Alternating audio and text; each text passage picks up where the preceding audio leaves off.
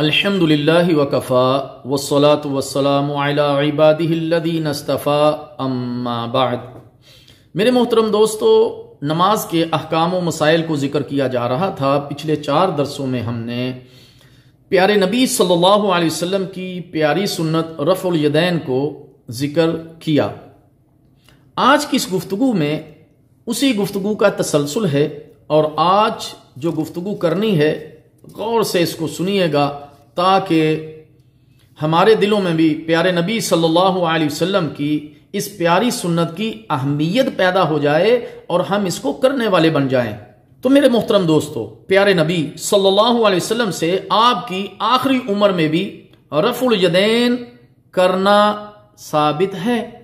سیدنا مالک بن حویرث رضی اللہ تعالی عنہ ماہ رجب سن 9 ہجری میں اپنے چند ساتھیوں کے ساتھ مدینہ منورہ میں تشریف لائے اور پیارے نبی صلی اللہ علیہ وسلم کی خدمت میں حاضر ہوئے اور دین سیکھا۔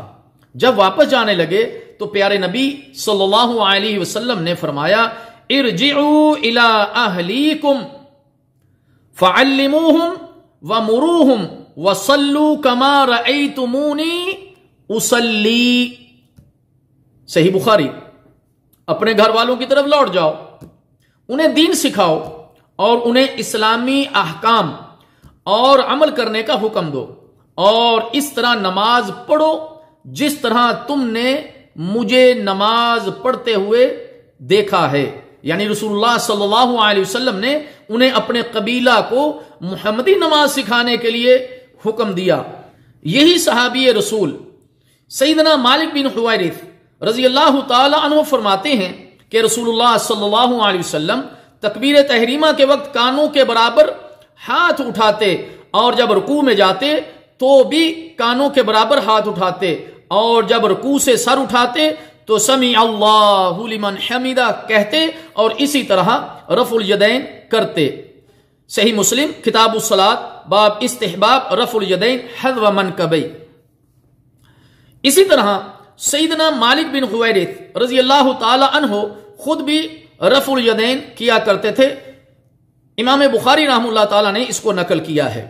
اسی طرح سیدنا مالک بن حویرث رضی اللہ تعالی عنہ رسول اللہ صلی اللہ علیہ وسلم کی خدمت عالیہ میں اپنے قبیلہ بنو لیث کے افراد سمیت اس وقت تشریف لائے جب آپ غزوہ تبوک کی تیاری کر رہے تھے۔ امام ابن سعد رحم اللہ تعالی نے اسے متعدد اسانید کے ساتھ بیان کیا ہے فتح الباری۔ اسی طرح دوسرے صحابی سیدنا وائل بن حجر رحم اللہ تعالی بھی متاخرین اسلام صحابہ ہیں۔